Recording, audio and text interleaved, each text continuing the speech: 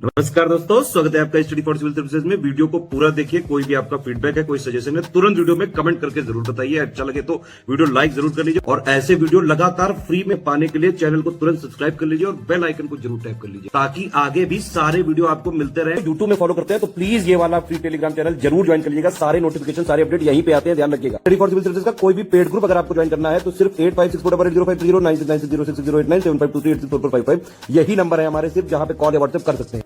Instagram पे हमारा page जरूर फॉलो कर लीजिएगा, स्टडी फॉर सिविल .सर्विसेज है।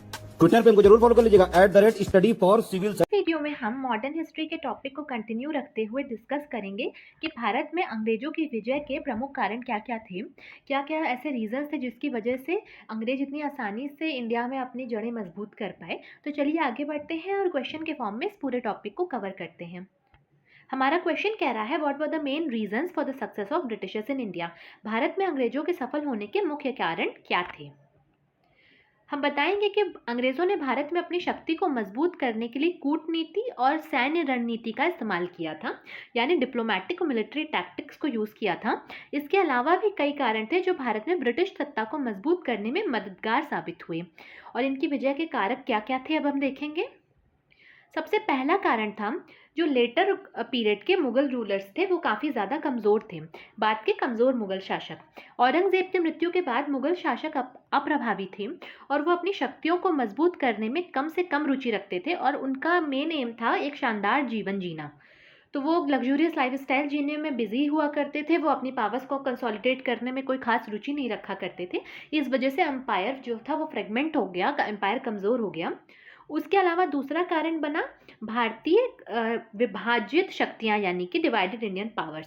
तो मुगल एम्पायर जब फ्रेगमेंट होता है, विखंडित होता है, उसके बाद रीजनल किंगडम्स निकल करके आते हैं जो इंडिपेंडेंट होते हैं, लेकिन वो आपस में डिवाइडेड थे। वो उनमें कोई यूनिटी नहीं थी कि वो एक साथ मिल के अंग्रेज़ों का मुकाबला करें।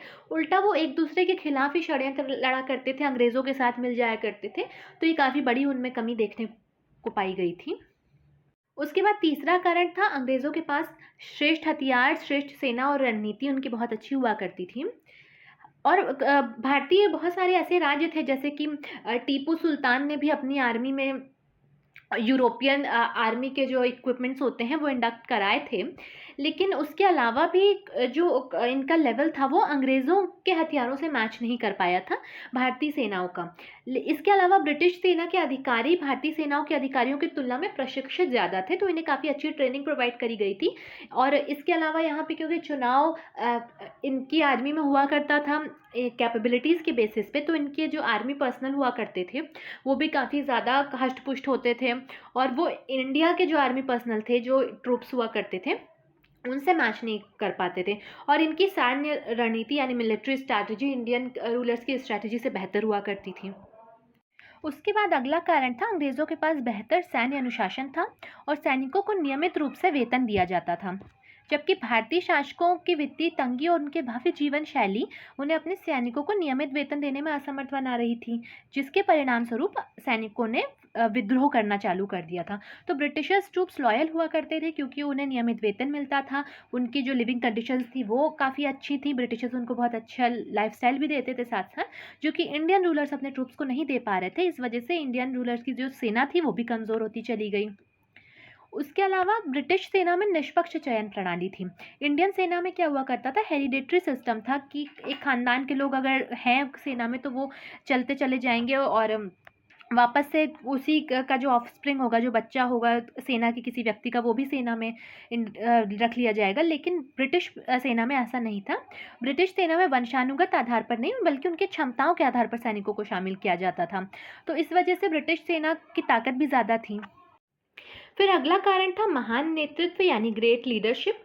भारत में भी सैनिकों को काफ़ी अच्छी लीडरशिप मिली थी टीपू सुल्तान, हैदर अली, मधुराव सिंधिया, जसवंतराव होलकर आदि के नेतृत्व में, लेकिन उनके पास सेकेंडरी लाइन लीडर्स की कमी थी। तो इंडियन ट्रूप्स को ऊंचे लेवल पर तो एक गाइडेंस मिल गई थी, काफ़ी बड़े बड़े लीडर्स हैं, लेकिन जो सेकेंडरी लाइन लीडर्स थे, इन लीडर्स के नीचे आया करते थे, जो आर्मी में एकदम बेस पे हम कह सकते हैं जो एकदम बेसिक लेवल पे आर्मी को गाइड किया करते थे, सेकेंडरी लाइन लीडर्स, तो उनकी कमी हमें देखने को मिलती है। जबकि ब्रिटिश लीडर्स को सेकेंडरी लाइन लीडर्स सपोर्ट करते, जैसे सर आयर कूट, लॉर्ड लेक और आर्थर वेलेस्ली। इस वजह से इनकी आर्मी को और स्ट्रेंथ मिला। उसके अलावा अंग्रेज़ों के पास मजबूत वित्तीय बैकअप था, फाइनेंशियल बैकअप काफ़ी अच्छा हुआ करता था, क्योंकि उस टाइम पे इंग्लैंड का व्यापार काफ़ी बढ़ रहा था, तो वहाँ के जो मर्चेंट्स थे वो रिच हुआ करते थे। साथ ही साथ कंपनी भी काफ़ी अच्छा खासा पैसा भेजा करती थी इंडिया में सैनिकों को वेतन देने के लिए। उसके अलावा जो भी युद्ध किया करती थे ब्रिटिशर्स, उन सारे युद्धों को समर्थन देने के लिए, तो इनके पास पैसे की कोई कमी नहीं थी। इस वजह से ये इनके ट्रूप्स और ये पूरी आर्मी इनकी काफ़ी संतुष्ट हुआ करती थी, तो ये पूरी तरीके से अपने नेशन के लिए लड़ा करती थी।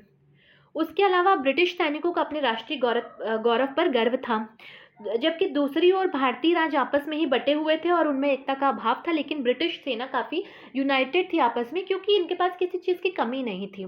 इनको फाइनेंशियल सपोर्ट भी मिल रहा था, इनके पास हर तरीके के नए से नए आर्म्स भी हुआ करते थे, तो ये पूरी तरीके से सेटिस्फाइड थे और ये अपने नेशन की प्राइड को बनाए रखने के लिए युद्ध लड़ा करते थे। जबकि इंडिया में हम देख सकते हैं उस टाइम पे कोई भी ऐसा यूनिफाइड पूरी आर्मी कोई नहीं थी, वो आपस में ही लड़ते थे लोग, तो वो देश के लिए क्या लड़ेंगे।